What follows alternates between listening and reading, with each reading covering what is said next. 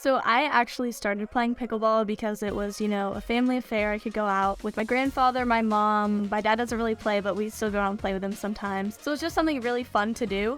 And I feel like I still play pickleball because it's just really fun for me to get to travel with my family and, play a professional sport and get to do it with them. So I feel like family and fun are one reason that I play pickleball. Yeah, so usually the night before a tournament, I'll have like a big meal. I love food and I'm a foodie, so looking at restaurants kind of takes my mind off of the tournament that's coming up. And, we get to go enjoy dinner. The night before too, I'll look at the draw, see who I'm playing, kind of, have it in mind, but not let that kind of take over my mind. And then in the morning, I'll wake up. If my trainer's there, he'll, take me through some warm-ups. If he's not, I'll do the same warm-ups. Then I'll usually hit with my mom and then, get ready for the tournament and start on singles day. And usually if I have a good singles day, the rest of the tournament goes the way I want it to. Yeah, so I feel like the great thing about pickleball is every division is kind of really different in strategy and the way you play. So it kind of keeps things fun throughout the tournament. It doesn't, get too repetitive. Somebody actually asked me yesterday, I know that it's changed over time, but what's your favorite division right now? I would say right now it would be women's doubles because it is the most challenging for me. I feel like women's doubles, there's a lot more firefights. It's a lot faster than mixed doubles usually. So it's really fun. I love hitting the ball hard. So right now I think that might be my favorite division. But a month ago or last year it was mixed doubles because I felt like done too well in the past. And then last year I kind of, changed that. And that was something that, I almost won. I think I lost one mixed tournament last year.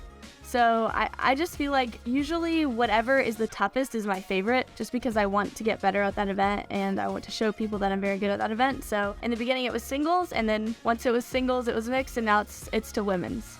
Something people might not know. So I don't think people know this, but I love binge watching TV shows. So if a TV show comes out and I love it, I will literally binge it in one day and finish it.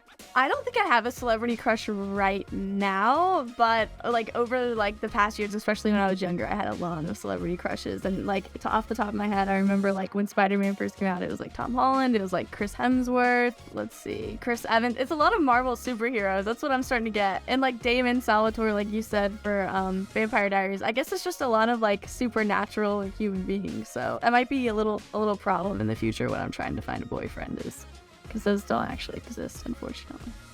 So my training kind of varies. I'm on the road a lot, so it's really hard to keep a set training regimen. When I'm home, I usually play pickleball 5 days a week, from anywhere to 2 to 3 hours a day on those 5 days. And then I'll also be in the gym 5 days a week with my trainer, 2 hours-ish each day. But when I'm on the road, it's difficult. So I would say when I'm on the road, it's harder to do both of those as much. But I would still say 4 to 5 days a week I'm going to the gym and playing pickleball.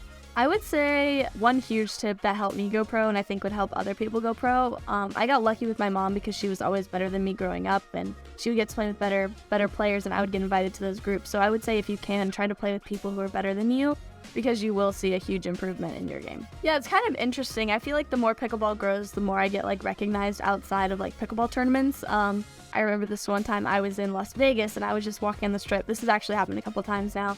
And somebody run up to me with a camera, and they're not even there for the pickleball tournament, and they recognize me. So that's just kind of crazy. Growing up, I always thought being famous. I don't know if I consider myself famous, but I'm pickleball famous. So I would just say I never thought it's kind of weird sometimes, but it's also exciting. So it's a good mix. So this might actually be something people don't know. I was actually homeschooled before I started playing pickleball. I used to live in North Carolina, and when we moved to Florida, we didn't know any of the schools around. So my parents just thought the best thing for me would be to homeschool for a year while we figured out, what school to put me into. My grandma was actually a school teacher too, so that really helped. She came down to Florida, started teaching me school. And after that year was up, we just loved it so much we kept doing it, and I was playing soccer and tennis at the time. So, when pickleball came and we had to travel so much, it just really worked, and I'm glad that I had done homeschool before, so I was just used to it already. It wasn't that big of a transition, but homeschool has been a really good thing for me. Yeah, so as many of you know, I just recently turned 16 last week, and that was kind of a special birthday for me.